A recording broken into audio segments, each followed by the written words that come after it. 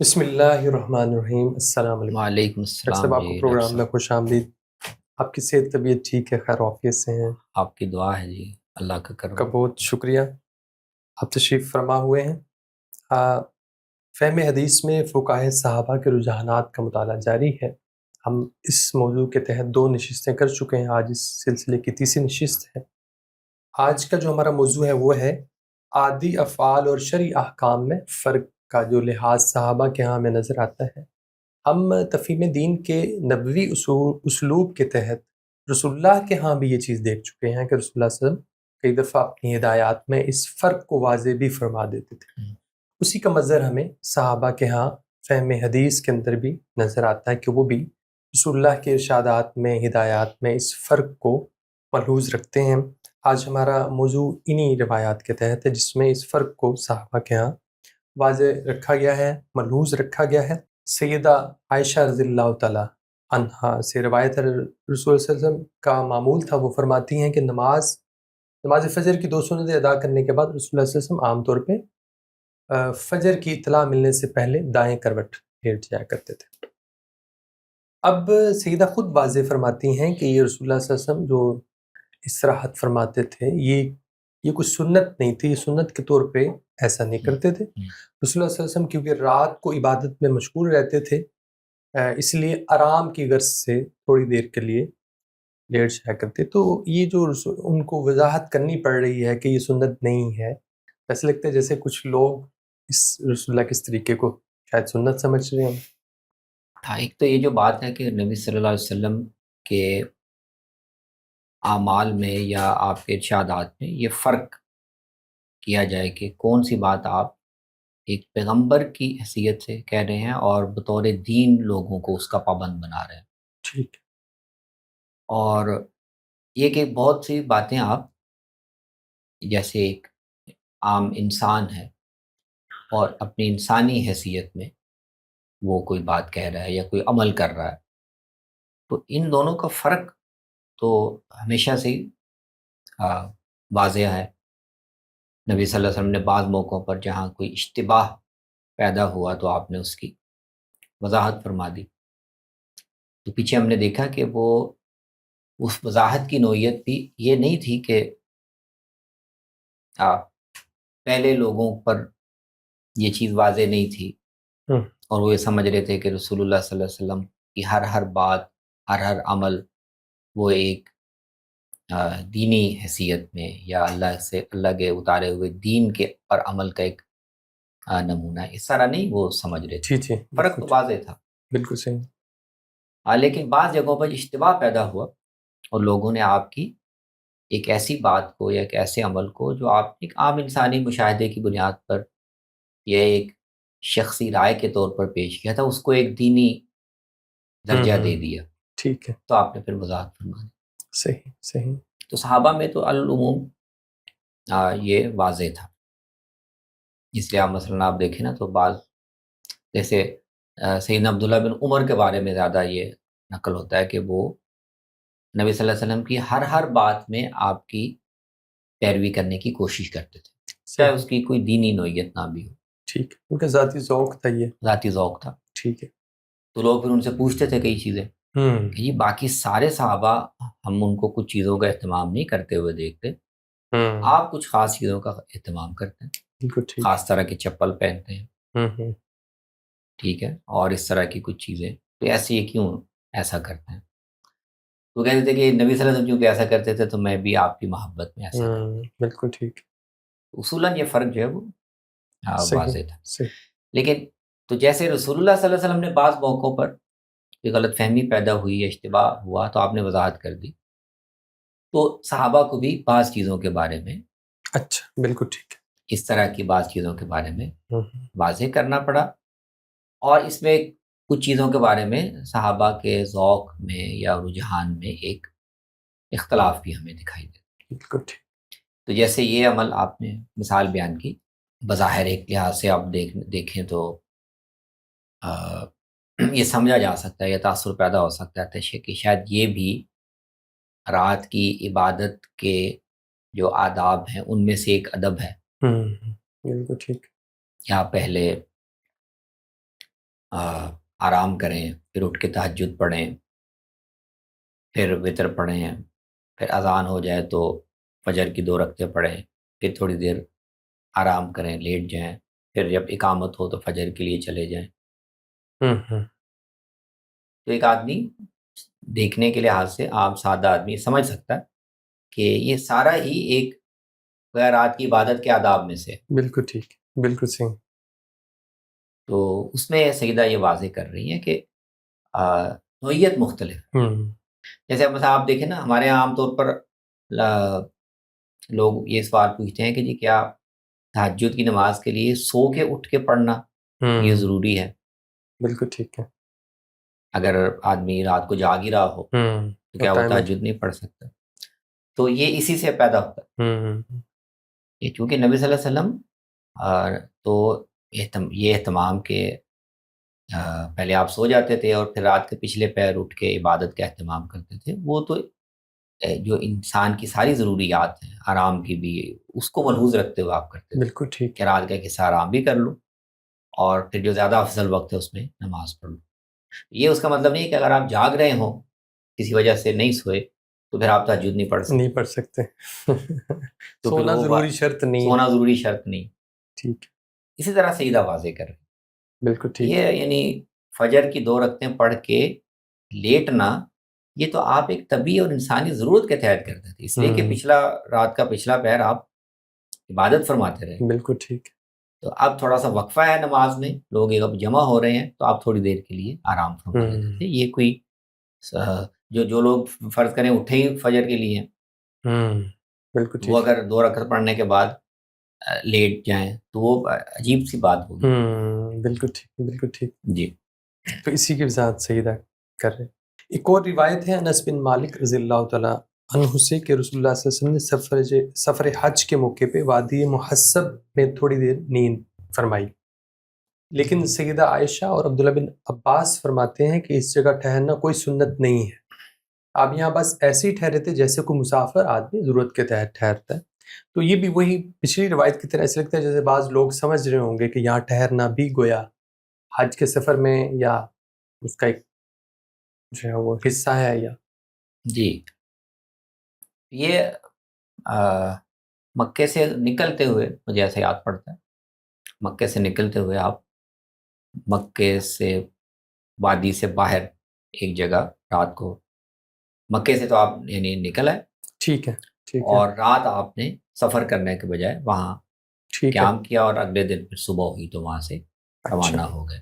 ٹھیک ہے، تو اس کے بارے میں ایسا لگتا ہے کہ شاید بعض صحابہ بھی یہ ایسے ہی دیکھ رہے ہوں کہ کیونکہ یہ تاثر پیدا ہونا اس کا امکان ہے، کیونکہ حج کے مناسک میں آپ دیکھیں تو سارے مناسک ہی وہ مختلف جگہوں پہ قیام کرنے کے، ٹھیک ٹھیک ٹھیک، بالکل صحیح، بالکل صحیح۔ کہ آپ نے مکے میں جانا ہے تو کچھ دن یہاں ٹھہرنا ہے، پھر یہاں ٹھہرنا ہے، پھر وہاں جانا ہے، پھر وہاں سے آنا ہے۔ تو اس لحاظ سے یہ تاثر بننا یا یہ خیال پیدا ہونا کہ نکلتے ہوئے اگر نبی صلی اللہ علیہ وسلم نے رات کے وقت یہاں ٹھہرنے کا اہتمام کیا ہے، رات آپ وہاں ٹھہرے ہیں، اگلے دن صبح نکلے ہیں، تو اس کا مطلب یہ ہے کہ یہ چلیں فرائض واجبات میں نہ صحیح، مناسک حج میں نہ صحیح، لیکن یہ بھی گویا اس سفر کے آداب میں سے ایک ہے کہ بالکل ٹھیک ہے، صحیح، تو اس طرح آپ یہاں ٹھہرے تو نبی صلی اللہ علیہ وسلم کے تو ایک ایک عمل کو لوگ نوٹ کر رہے تھے، جی جی، بالکل ٹھیک، بالکل ٹھیک، حجۃ الوداع میں تو خاص طور پہ خاص طور پہ بہت سارے لوگ ہیں۔ کہ آپ کہاں کیا کر رہے ہیں، کس جگہ پہ کیسا عمل کر رہے ہیں۔ تو یہ بھی جب بیان ہوا تو ایسا لگتا ہے کہ لوگوں نے اس کی بھی پیروی کرنی شروع کر دی، اہتمام کرنا شروع کر دیا۔ کوئی بعید نہیں کہ بعض صحابہ بھی جیسے عبداللہ بن عمر ہیں، وہ تو اہتمام کرتے تھے بالکل ٹھیک، ایک ایک عمل میں پیروی کریں۔ بالکل صحیح۔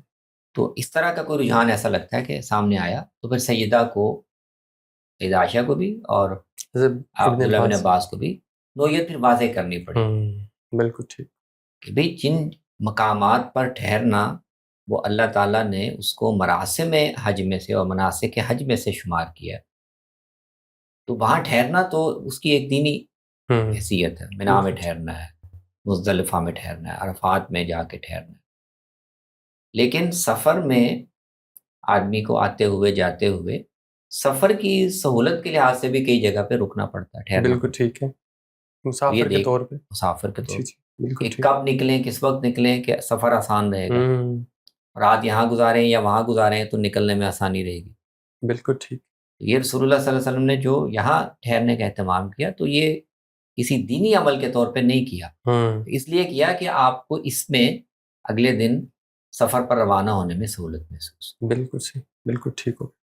ایک راوی ہیں، وہ کہتے ہیں کہ ایک موقع پر سیدنا عمر کے ساتھ میں عازم سفر ہوا۔ دوران سفر انہوں نے دیکھا کہ ایک مقام پر کچھ لوگ جمع ہیں اور نماز ادا کر رہے ہیں۔ آپ نے وجہ پوچھی تو بتایا کہ یہاں رسول اللہ صلی اللہ علیہ وسلم نے ایک موقع پہ نماز پڑھی تھی۔ تو سیدنا عمر نے فرمایا کہ تم سے پہلی قومیں اسی وجہ سے ہلاک ہوئیں کہ انہوں نے اپنے انبیاء کے آثار کو عبادت گاہ بنا لیا۔ جو شخص کسی مسجد کے پاس سے گزرے اور وہاں وہ وقت کا نماز کا وقت ہو تو وہاں نماز پڑھ لیا کرے، ورنہ آگے بڑھ جایا کرے۔ تو یہ سیدنا عمر ایک اور تناظر میں اس چیز کو دیکھ رہے ہیں کہ جی کہیں ایک جی، کوئی اور چیز، کوئی اور رخ نہ یہ اختیار ایک کریں۔ کوئی ایک بدعت نہ بن جائے۔ جی جی، اب اس کی نوعیت اس سے تھوڑی مختلف، مختلف ہے، صحیح، یعنی یہاں تو عمل بھی ظاہراً دینی ہے، ٹھیک ہے، نماز پڑھنا تو ایک دینی جی جی عمل ہے، جی، بالکل صحیح۔ لیکن بنیادی سوال وہی ہے کہ جس جگہ نبی صلی اللہ علیہ وسلم نے نماز ادا فرمائی تو اس جگہ نماز ادا کرنے کی کوئی کیا خاص وجہ ہے، کوئی خاص فضیلت ہے، اس جگہ کی کوئی خاص مناسبت ہے؟ بالکل ٹھیک، کہیں نہ کہیں تو ظاہر نماز پڑھنی ہے، جی جی جی، تو بالکل کیا صحیح، آپ نے اہتمام سے کسی جگہ پہ رک کے نماز پڑھی ہے، یا یہ ہے کہ نماز ادا کرنی ہے تو جو جگہ مناسب محسوس ہوئی وہاں صحیح رک کے صحیح، اور نماز ادا کی؟ تو واضح کر رہے ہیں کہ رسول اللہ صلی اللہ علیہ وسلم نے تو اس جگہ کی کوئی خاص فضیلت نہیں ہے بالکل ٹھیک، کہ اگر آپ یہاں سے نہ گزر رہے ہوتے اس وقت تو پھر بھی آپ یہاں رکتے، بالکل ٹھیک، ایسا نہیں ہے، نماز کا وقت تھا، یہاں سے گزر رہے تھے تو آپ نے یہاں نماز ادا کی۔ ادا کر لی، اچھا، اب اس میں یہ اہم بات ہے کہ وہ بنیادی جذبے کو حضرت عمر تسلیم کر رہے ہیں کہ لوگ جو ہیں وہ یہ واضح ہے ان کو کہ وہ اس جگہ کی افضلیت یا اس جگہ کی کوئی خاص اہمیت ان کے ذہن میں نہیں ہے، وہ اصل میں رسول اللہ کی محبت میں تبرکن یہاں پڑھ رہے ہیں۔ بالکل ٹھیک، تو انبیاء کے آثار کی پیروی کرنا یہ بنیادی طور پر جذبہ غلط نہیں ہے، نہیں ہے، وہ کہہ رہے ہیں کہ اصل میں یہ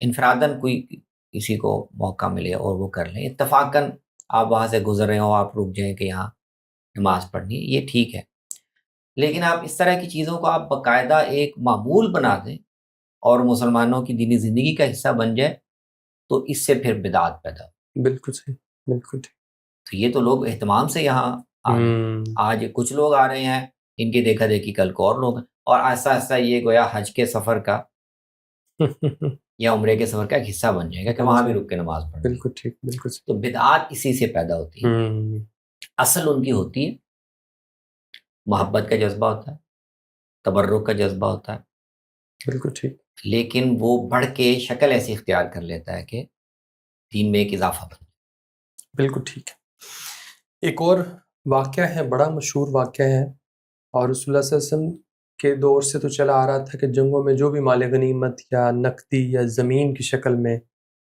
حاصل ہوتا ہے اس کا 5واں حصہ بیت المال میں اور باقی مجاہدین میں تقسیم کر دیا جاتا تھا۔ لیکن سیدنا عمر کے زمانے میں جب عراق کا زرخیز علاقہ فتح ہوا تو اب وہ زمینیں بہت زیادہ تھیں، تو عمومی طور پہ صحابہ نے تو یہی کہا کہ ایسے ہی تقسیم کر دیں جیسے رسول اللہ کے دور میں تھی۔ یہاں پہ پھر سیدنا عمر رضی اللہ تعالیٰ عنہ نے اجتہاد فرمایا اور آپ نے عراق کی زمینوں کو کہا کہ اگر ایسے اس وقت ہم تقسیم کر دیں گے تو آئندہ لوگوں کو کیا ملے گا۔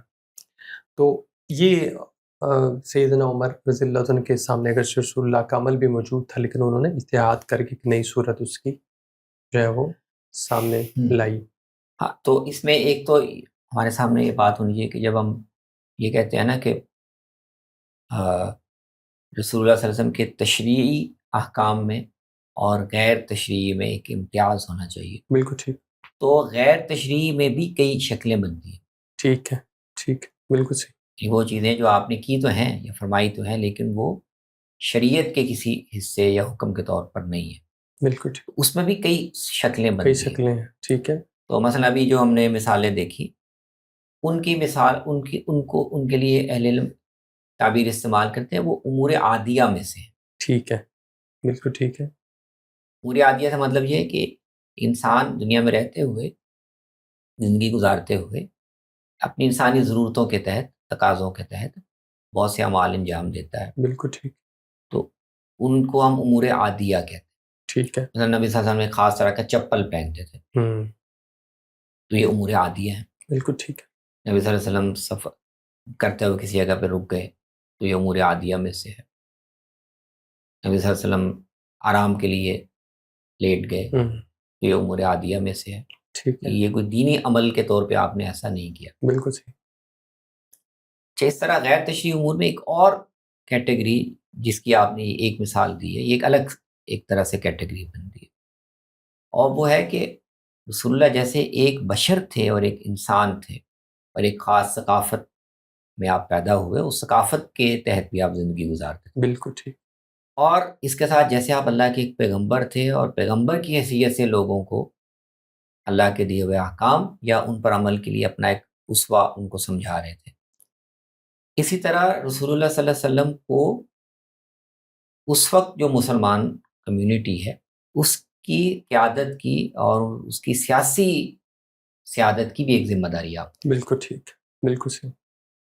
تو بہت سے فیصلے، بہت سے اقدامات آپ نے اس حیثیت میں کی، کوئی انتظامی امور کے تحت آپ صلی اللہ علیہ تو وسلم۔ اس کے لیے یعنی اچھا، سیاسہ کی ایک عمومی تعبیر اہل علم استعمال کرتے بالکل ہیں، ٹھیک، اور مثال یعنی آپ مسلمانوں کے حاکم ہیں، ٹھیک ہے، اور حاکم نے معاملات کو، انتظامات کو چلانے کے لیے بہت سے اقدامات کرنے ہوتے ہیں، بالکل جن کی ٹھیک، بنیاد پیچھے شرعی احکام ہی ہوتے ہیں، لیکن ان کو کس خاص شکل میں عمل میں لانا ہے، اس کے تحت کیا اقدامات کرنے ہیں، بالکل کیا صحیح، ترجیحات قائم کرنی ہیں، یہ بنیادی طور پر انتظامی چیزیں ہوتی ہیں، بالکل ٹھیک، مصلحت پر مبنی چیزیں ہوتی ہیں، تو یہ سیاسہ ہے، بالکل ٹھیک، سیاسہ شرعیہ ہے۔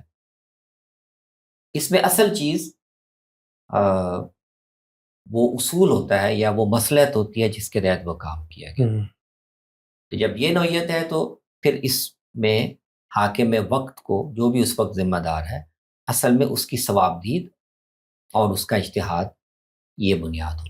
بالکل ٹھیک، تو صحیح، رسول اللہ صلی اللہ علیہ وسلم نے اپنے زمانے میں، اپنے وقت میں، حالات کے لحاظ سے بہت سے انتظامی سیاسی فیصلے کیے، وہ اس وقت قرین مصلحت تھے، لیکن ضروری نہیں کہ وہی مصلحت تسلسل سے ویسے قائم رہے، ہوں، بالکل ٹھیک ہے۔ تو اس میں پھر بعد کے خلفاء حالات کی حالات تغیر کے اور لحاظ سے اور مصلحت کو سامنے رکھ کے طریقہ بدل سکتے ہیں، بالکل تو ٹھیک، اس کی ایک مثال یہ ہے عراق کی زمینوں والی، ٹھیک ہے، کہ کہ اس کیا میں جو زمینیں فتح ہوں، جو تو فہم فتح ہوں، ان کا تو اصول قرآن نے بیان کر دیا ہوں، کہ جو زمینیں بغیر جنگ کے حاصل ہوں وہ تو غنیمت میں تقسیم نہیں ہوں، نہیں ہوں گے، بالکل وہ ٹھیک، تو مسلمانوں کی اجتماعی ملکیت ہے، ٹھیک ہے، اس میں سے سب کی ضرورتیں پوری کی جائیں گی، ٹھیک ہے، لیکن جو لڑ کے زمینیں فتح کی گئی ہیں تو وہ ایک لحاظ سے غنیمت کا بھی یعنی اس مال غنیمت کا جو حکم ہے، اس کے عالم و تحت انما، وہ اس کے آتی تحت آ سکتی ہیں، ہوں، تو ایسا لگتا ہے کہ رسول اللہ صلی اللہ علیہ وسلم کے دور میں بعض علاقے جس طرح فتح ہوئے ہوں گے وہ غنیمت کے طور پہ تقسیم کیے گئے، جیسے آپ مثال کے طور پہ دیکھیں خیبر ہے، تو خیبر کی جو زمین جنگ لڑ کر کے فتح کی گئی تو وہ اصلاً تو مسلمانوں کو ملکیت بن گئی، لیکن آپ نے وہ مجاہدین میں تقسیم کر دی، ہوں، بالکل ٹھیک ہے، تو جو آپ کا قائم کیا ہوا پریسیڈنٹ تھا وہ یہ ہے کہ زمین اگر فتح ہوئی ہے تو وہ بھی غنیمت کے طور پر مجاہدین میں تقسیم کر دی جائے گی۔ ٹھیک ہے، اچھا، عراق کی زمینیں فتح ہوئی ہیں تو اب یہ سوال پیدا ہو گیا کہ کیا جو طریقہ آپ نے خیبر میں اختیار کیا اسی کو اختیار کرنا لازم ہے، ہوں، ٹھیک ہے، یا اس کی نوعیت مختلف ہے، سیاسہ شرعیہ کی ہے، یا اچھا اچھا، ٹھیک ہے، سیدنا عمر نے معاملے کی نوعیت کے لحاظ سے، قرآن کے نصوص کے لحاظ سے، اور اپنے بصیرت کو بروئے کار لاتے ہوئے یہ فیصلہ کیا کہ زمینوں کی تقسیم یہ اس کو مال غنیمت میں شمار کر کے مجاہدین میں تقسیم کرنا انفرادی طور پر، یا اس کو بیت المال کی ملکیت قرار دینا ہے، یہ بنیادی طور پر انتظامی اور سیاسی فیصلہ ہے۔ تو رسول اللہ نے خیبر کی زمینیں تقسیم کر دی، اس وقت مصلحت وہی تھی، بالکل ٹھیک۔ مجاہدین تھے، مہاجرین تھے، غربا تھے، ان کے وسائل نہیں ہیں، تو آپ نے ان کو وہ تقسیم کر دی، ان کے لیے ایک آمدن کا، روزگار کا یا وسائل کا ذریعہ بن گیا۔ تو اب حضرت عمر کے سامنے مصلحت کیا ہے کہ یہ جتنی زمینیں، خاص طور پہ عراق جیسی زرخیز زمین، یہ بھی میں مجاہدین میں بانٹ دوں، تو اب علاقائی جو اتنے سلطنت، اتنی حکومت قائم ہو گئی ہے، تو اس کے یتامہ، مساکین، اس کی ذمہ داریاں کس پر ہیں؟ وہ تو بیت المال پر ہیں۔ زمینیں ساری بانٹ دی ہیں مجاہدین میں، تو بیت المال یہ اخراجات کہاں سے پورا کرے گا؟ بالکل صحیح، بالکل ٹھیک۔ انہوں نے کہا کہ یہ بیت المال کی زمینیں، کیونکہ اگر میں بیت المال کے پاس کچھ نہ ہو تو کچھ ہی عرصے میں حکومت کے پاس کوئی وسائل نہیں ہوں گے کہ وہ اپنی یہ کفالت اجتماعی کی ضرورتیں پوری کریں۔ انہوں نے نہیں بانٹی، اس پہ بعض صحابہ ناراض بھی ہوئے، بالکل ٹھیک، بڑی سخت گرم باتیں بھی ہوئیں، لیکن حضرت عمر اس پر قائم رہے۔ بالکل صحیح۔ جاہلی عرب کا ایک دستور تھا کہ مقدمے میں جو مجرم کی مالی حیثیت اگر تاوان ادا کرنے کی اجازت نہ دیتی ہو تو اہل قبیلہ اس کی ادائیگی کے لیے ذمہ دار سمجھے جاتے تھے۔ تو رسول اللہ صلی اللہ علیہ وسلم نے بھی قتل کے معاملے میں عاقلہ پر دیت لازم کرنے کا فیصلہ کیا تھا۔ جی، لیکن جو بعد میں سیدنا عمر رضی اللہ تعالیٰ عنہ کے ہاں خاص طور پہ جب دیوان انہوں نے قائم کر دیا تو انہوں نے پھر عاقلہ کی بجائے دیوان کی یہ ذمہ داری سونپ دی گئی۔ تو یہ آپ ذرا اس کی وضاحت کیجیے کہ کیا وجہ تھی حضرت عمر کے دور میں، کیا صورتحال معاشر تھی، ڈفرینٹ ہو چکی عاقلہ تھی؟ دیت کی ادائیگی عاقلہ پر ہوگی، تو عاقلہ کیا ہے؟ صحیح، تھوڑی سی اس کی وضاحت ہم سمجھ لیں کہ عرب میں جب تک اسلامی حکومت قائم ہونے سے پہلے تو وہ قبائلی تقسیم تھی، بالکل ٹھیک، اور علاقے خاص تھے، صحیح، یہ علاقہ فلاں قبیلے کا ہے، یہ فلاں کا، فلاں قبیلے کا۔ جو بڑے قبیلے تھے ان کے پاس زیادہ علاقہ ہوتا تھا، جو چھوٹے ہوتے تھے ان کے پاس چھوٹا علاقہ ہوتا تھا۔ بالکل ٹھیک، بنیادی طور پر قبائل اپنے اپنے علاقوں میں رہتے تھے، ٹھیک ہے، ٹھیک ہے، افراد جو ان میں سے ادھر سے ادھر جانا چاہتے وہ جا سکتے تھے، ٹھیک ہے، وہ نئی قبائلی علاقے میں جا کے وہاں کوئی تعلق موالات کا قائم کرنا چاہیں وہ بھی کر سکتے تھے، لیکن بنیادی طور پر اپنے علاقوں میں ہی رہتے تھے۔ تو اسلام کے آنے کے بعد جب پورے جزیرہ عرب کو ایک حکومت کے تحت منظم کر دیا گیا، تو اب اس میں جو نا نقل آبادی کی اور لوگوں کی موومنٹ کا ایک بڑا عمل شروع ہوا، اچھا، ٹھیک ہے، کیونکہ اب حکومت قائم کر دینے کے بعد ایک دوسرا عمل ساتھ جاری ہو گیا تھا، وہ تھا جزیرہ عرب سے باہر جہاد۔ ٹھیک ہے، تو وہ ظاہر ہے یہی قبائل عرب کے لوگ ہی تھے، آراب تھے، جو سارے اس موومنٹ میں اپنی اپنی جگہوں سے نکلے۔ بہت سے بڑے بڑے صحابہ اور بہت سے لوگ شام کے محاذ میں منتقل ہو گئے، کیونکہ وہاں محاذ وہاں تھا۔ بالکل ٹھیک، یعنی قبائل کے قبائل یا ان کی بڑی آبادی وہ لشکروں میں شامل ہو کے ان کی منتقل ہو گئی۔ بہت سے قبائل یا ان کے بڑے بڑے حصے وہ بصرہ اور کوفہ کی طرف اچھا منتقل ہو گئے، کیونکہ یہ چھاؤنیاں بن گئی نا، اور یہاں سے آگے لشکر روانہ ہو رہے تھے۔ تو جو وہ قبائلی نظام بنا ہوا تھا، مخصوص علاقوں والا، ہر قبیلہ اپنے علاقے میں ٹھہرا ہوا ہے، وہ نظام ٹوٹنا شروع ہو گیا۔ بالکل ٹھیک، صحیح صحیح۔ تو اب یہ نئے بصرہ میں، کوفہ میں، شام میں، دوسرے جگہوں پر، مصر میں لوگ چلے گئے۔ تو ایسا نہیں کہ اب وہاں یہ کسی خاص قبیلے کے لوگ ہیں یا ان کا علاقہ ہے، یہ سارے اب گھل مل گئے۔ بالکل ٹھیک، بالکل ٹھیک۔ تو اب نئی جگہوں پر وہ پرانی قبائلی تقسیم قائم رکھنا یا اس پر جو اجتماعی ذمہ داریوں کے اصول چل رہے تھے وہ ان کو قائم رکھنا اس طرح ممکن نہیں۔ بالکل ٹھیک، تو ایک تو یہ بڑی تبدیلی رونما ہوئی، اس کو پس منظر میں ہم سمجھ سکتے ہیں کہ سیدنا عمر نے عاقلہ کے نوعیت کو بدلنے میں کیا اجتہاد کیا، اور وہ بہت غیر معمولی اہم اجتہاد ہے۔ تو عرب میں یہ رواج تھا کہ جس کو اسلام نے بھی قائم رکھا، کہ کسی قبیلے کے کسی شخص نے اگر کسی دوسرے قبیلے کا بندہ مار دیا اور دیت پہ معاملہ طے ہو گیا، تو اگر وہ آدمی خود اتنا مالدار نہیں ہے کہ وہ 100 اونٹ یا جو بھی مقدار تھی وہ ادا کر سکے، تو کیا مطلب ہے، وہ پھر کیسے ہوگا؟ تو وہ قبیلہ اس میں اس کو بیار و مددگار نہیں چھوڑتا تھا، یہ پھر یہ قبیلے کی ذمہ داری سمجھی جاتی تھی کہ وہ قبیلہ مل کر پھر اس کی طرف سے دیت ادا کریں. تو اس کو کہتے ہیں عاقلہ. ٹھیک ہے. عاقلہ عقل سے، عقل کا عربی میں ایک تو مطلب یہ ہوتا ہے نا، عقل جو ہم استعمال کرتے ہیں، عقل کا مطلب دیت بھی ہوتا ہے. ٹھیک ہے. تو عاقلہ کا مطلب وہ قبیلہ جو آدمی کی طرف سے مل کر دیت ادا کرے گا. بالکل ٹھیک، بالکل صحیح. تو سیدنا عمر کے دور میں جب بھی وہ سارا قبائلی نظام ہی درہم برہم ہو گیا اور لوگ ہر مختلف قبیلوں کے لوگ جا کے ایک جگہ اکٹھے رہنے لگ گئے، تو پھر انہوں نے انتظامی معاملات کی دیکھ بھال کے لیے، خاص طور پہ وظائف کی تقسیم کے لیے، وہ ایران کے نظام میں جو دیوان کا ایک طریقہ تھا وہ انہوں نے اختیار کیا. دیوان کا مطلب ہوتا تھا کہ وہ لفظی مطلب تو دیوان کا رجسٹر ہوتا. ٹھیک ہے. تو ساسانی سلطنت میں یہ ایک نظام تھا کہ ہمارے ہاں جیسے آپ حلقے بناتے ہیں، حلقہ بندیاں جو حلقہ بندی کرتے ہیں انتظامی ضرورت کے لیے، سیاسی ضرورت کے لیے، کہ یہ حلقہ ہے اور اس کے اندر جو لوگ ہیں ان کی آپ لسٹیں بنا لیتے ہیں. ٹھیک ہے. اور اس پر پھر بہت سے انتظامی اقدامات مبنی ہوتے ہیں. تو سیدنا عمر نے وہی اختیار کر لیا اور کہا کہ مثلا کوفے میں جو جتنے لوگ بسے ہوئے ہیں تو ان کے ہم الگ الگ 500 400 کے الگ الگ گروپس بنا دیتے ہیں. ٹھیک ہے. تو یہ اس دیوان میں شامل ہیں، یہ 500 لوگ یہ اس گروپ میں شامل ہیں. ہلکے آپ سمجھ لیں انہوں نے بالکل ٹھیک ہے بنا لیے.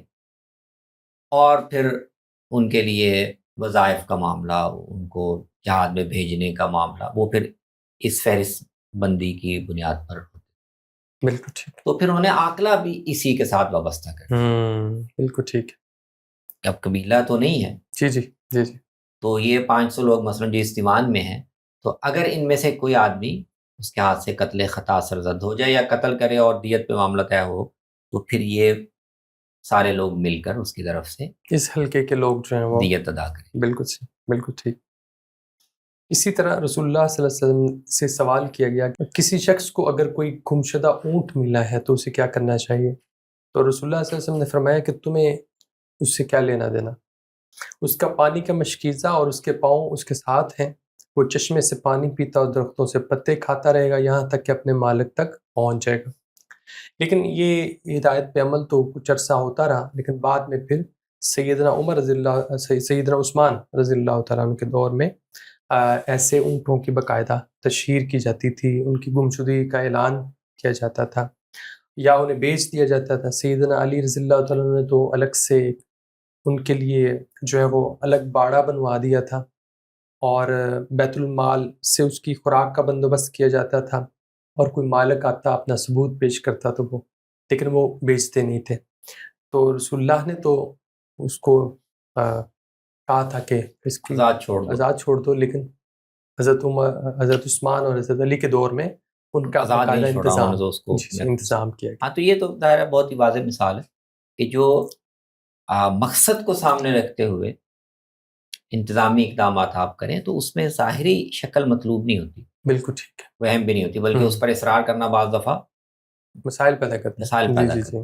اصل مقصد تو یہ ہے کہ اگر کسی کے جانور گم ہو گیا ہے تو ایسا طریقہ اختیار کیا جائے کہ مالک تک پہنچنے کے زیادہ سے زیادہ امکانات وہ یقینی بنے. بالکل صحیح. اور غلط ہاتھ میں وہ نہ چلا جائے. تو رسول اللہ صلی اللہ علیہ وسلم کو اپنے حالات کے لحاظ سے یہ زیادہ بہتر محسوس ہوا. ابھی خود شاید مدینہ کی ریاست یا وہ اس کے اتنے وسائل نہیں تھے کہ وہ اس کی ذمہ داری خود اٹھائے، اس طرح کے گمشدہ جانوروں کو اکٹھا کر کے ان کی حفاظت بھی کرے، ان کا چارہ بھی کھلائے اور مالک تک پہنچانے کا بالکل ٹھیک ممکن نہیں تھا. بالکل. اچھا، لوگوں کو آپ نے یہ تجویز کرنا کہ جس کو ملے تو وہ سنبھال لے، یہ آپ نے مناسب نہیں سمجھا کہ اس کا غلط استعمال ہو سکتا. بالکل ٹھیک، بالکل صحیح. تو آپ نے اس وقت یہ مناسب سمجھا کہ جس کا کوئی اس کو نہ سنبھال لے، کسی کا گم ہوا ہے تو مالک بھی ڈھونڈ رہا ہوگا، خود ہی مل جائے گا اسے. اور اونٹ جو ہے وہ ظاہر ہے پیدل ہی چل کے آیا نا کہیں قریب، تو یہ اپنا اس کو چھوڑ دو، یہ نہ بھوکا اس نہیں کے مرنے لگا۔ بھوکا نہیں مرے گا، اور کوئی اس کی ذمہ داری نہ لے، اور بھوکا یہ چلتا پھرتا رہے، مالک بھی ڈھونڈ رہا ہوگا تو وہ مل جائے گا، کسی کو اس کو سنبھالنے کی یا اس کو اپنے گھر میں لے جانے کی ضرورت نہیں ہے۔ تو یہ آپ نے تجویز کیا تھا، یہ ایک بالکل وقتی نوعیت کا، اور اس وقت جو ممکن بہتر حال تھا وہ بالکل آپ نے صحیح۔ تجویز کیا، لیکن بعد میں جب وسائل بہتر ہو گئے، انتظامی وسائل پیدا ہو گئے، تو پھر خلفانی طریقے سے، یعنی کہ اس طرح کے جانور اگر ہوں تو بجائے اس کے کہ آوارہ پھرتے رہیں اور کوئی ان کو پکڑ کے لے جائے، اب ہو سکتا ہے کہ وہاں اس کا زیادہ امکان پیدا ہو کہ ان کو آوارہ یا کھلا چھوڑ دینے سے یہ مالک تک نہیں پہنچیں گے، بالکل ٹھیک ہے۔ تو اس میں پھر حکومت کی ایک ذمہ داری بنتی ہے، ایسے ہوں، جانوروں کو کسی ایک جگہ رکھ دے، وہاں پر ان کو محفوظ کر دے، ان کے چارے کا بندوبست کرے، تشہیر کرے، اعلان کرے، اور مالک آ کے اگر گواہ یا ثبوت پیش کر دے تو اس کے سپرد کر دیا۔ بالکل صحیح۔ یہ بھی سیاست کی نوعیت کا ہے۔ بالکل صحیح۔ آج کی نشست بھی بہت عمدہ رہی۔ تشریعی اور غیر تشریعی امور میں فرق و امتیاز، رسول اللہ کے فرامین میں صحابہ کے، ہاں ہم نے دیکھا۔ یہ موضوع انشاءاللہ ابھی جاری رہے گا۔ اگلی نشست میں ہم دوبارہ آپ کی خدمت میں حاضر ہوں گے اور آپ سے مزید چیزیں ڈسکس کریں گے۔ السلام علیکم۔ وعلیکم السلام۔